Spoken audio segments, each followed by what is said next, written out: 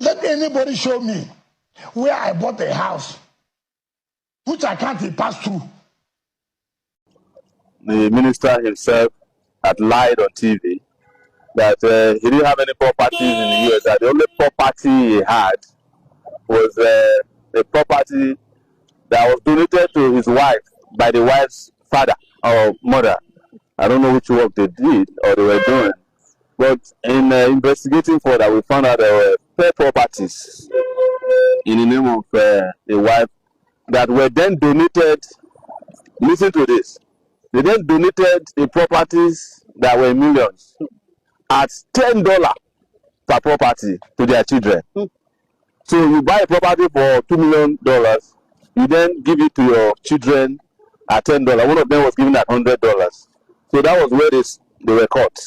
And it is only in this country that people will come and, as a political leader, occupy government office and loot money and do a lot of things and get away with it. In China, you don't try that. In some of these European countries, you don't try that.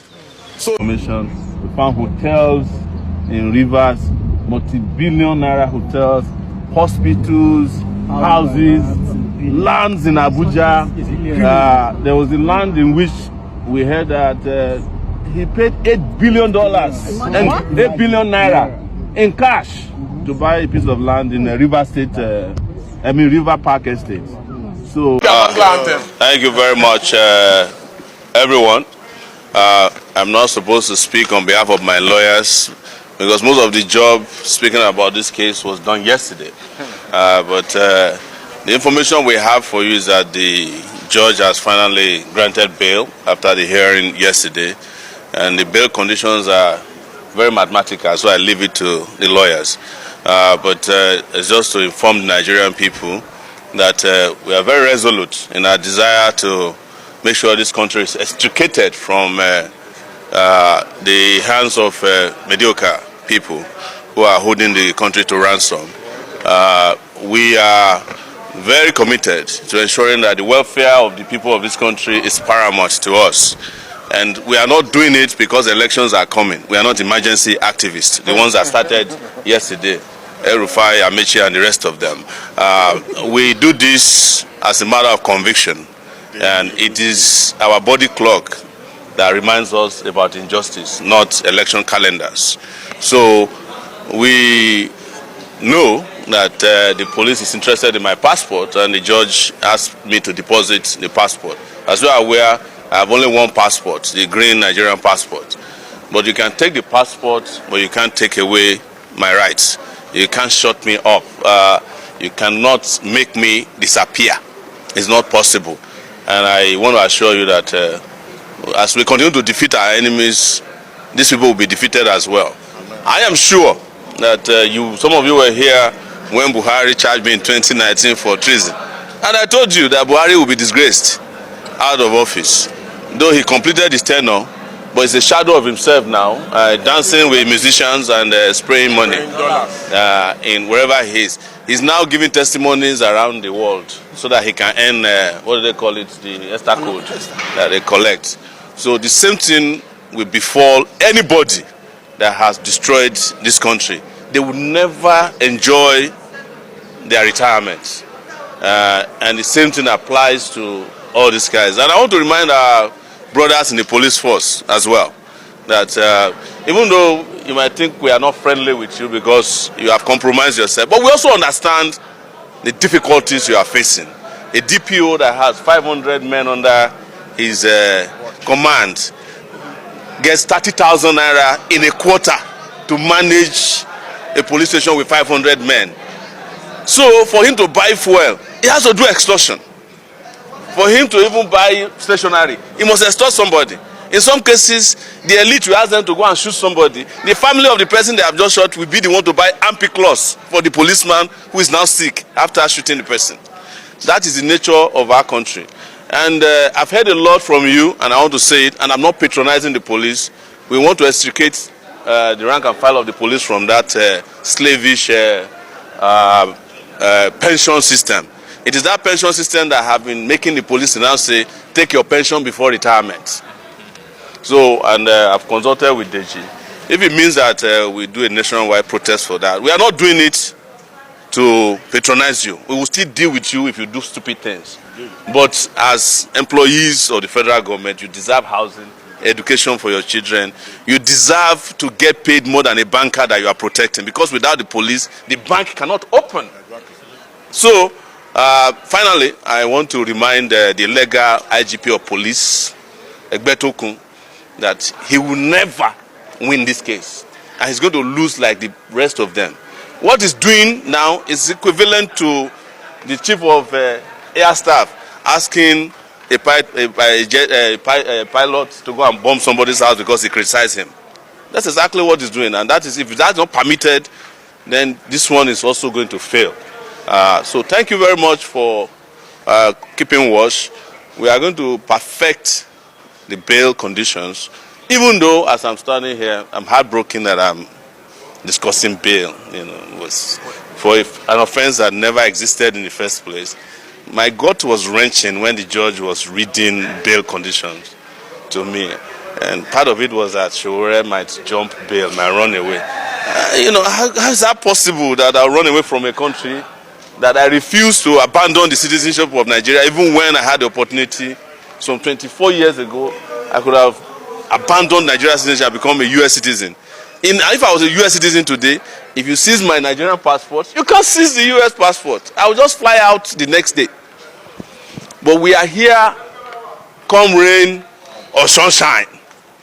We are not running anywhere.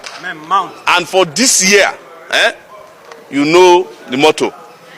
Stand for who stand for you. We stand for ourselves. Thank you. Before you go, sir, you seem to be very particular about your international passport.